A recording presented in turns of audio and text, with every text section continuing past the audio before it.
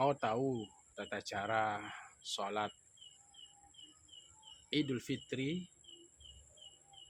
Pertama, saya ingin membahas tentang sunnah-sunnah ketika kita ingin melaksanakan sholat Idul Fitri. Yang pertama, hendaklah sebelum berangkat ke masjid, kita mandi terlebih dahulu.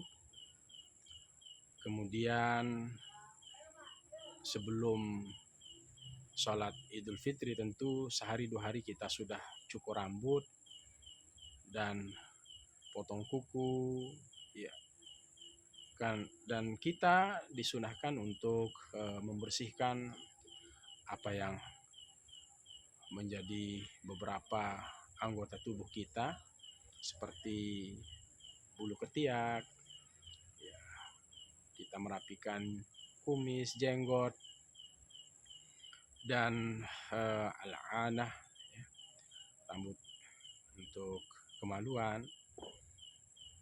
Semuanya kita bersihkan rapi, dan kita disunahkan untuk menggunakan pakaian yang terbaik, dan yang paling afdol adalah menggunakan pakaian putih.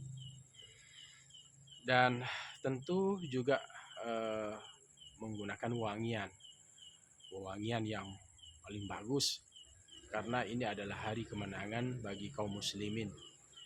Dan upayakan juga sebelum jalan ke masjid untuk makan terlebih dahulu, disunahkan makan terlebih dahulu, lalu berangkat ke masjid, ambil jalan yang berbeda, tidak sama. Jadi masuk dan keluarnya berbeda. Ini untuk fadilah, kelebihan kita yang mendapatkan pahala. Baik, ketika kita sampai di masjid, kita bertakbir, bertahmid, bertasbih, bertahlil, ya, sampai pelaksanaan sholat. Dan tentu nanti ada pemandunya yang mengucapkan as-salatu Idul Fitri rahimakumullah, salatu la ilaha illallah. Kita mulai berdiri. Nah, imam kemudian berniat. Lafaz niatnya seperti ini: usalli sunnatan li'idil fitri raka'ataini imaman lillahi ta'ala. Ini sebagai imam. Yang menjadi makmum, usalli sunnatan li'idil fitri raka'ataini imaman lillahi ta'ala. Menjadi makmuman lillahi ta'ala, menjadi makmum. Jadi ketika menjadi imam, imaman lillahi ta'ala; ketika menjadi makmum, makmuman lillahi ta'ala. Lalu kemudian bertakbir.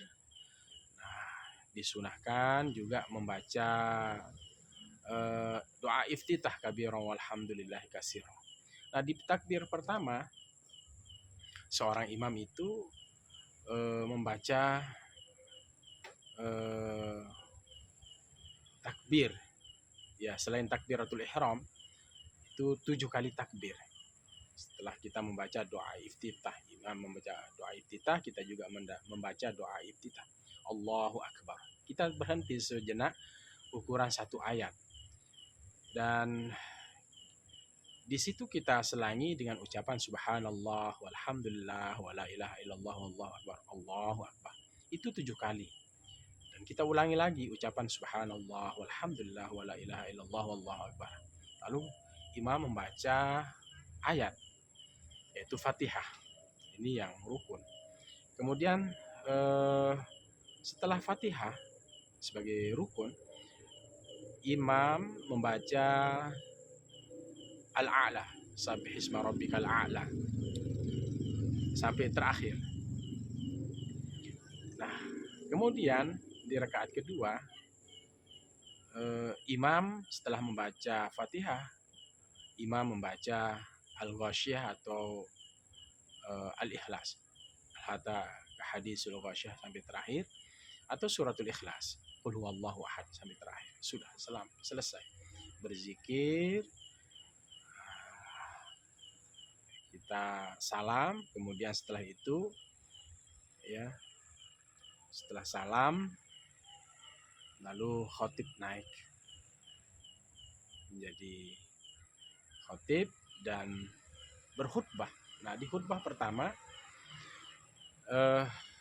jangan sampai imam lupa dengan rukun-rukunnya, seperti rukun yang ada di Jumat, seperti hamdalah, kemudian sholawat, kemudian wasiat, kemudian membaca ayat salah satu dari dua khutbah itu, kemudian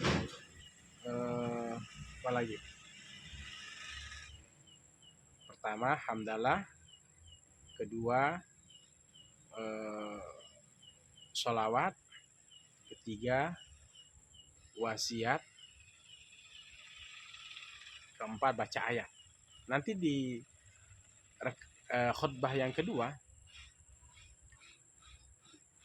membaca hamdalah, sholawat, kemudian wasiat, kemudian membaca ayat lagi, nggak apa-apa. Pokoknya ayat Al-Quran ini di salah satu dari dua khutbah itu. Kemudian berdoa.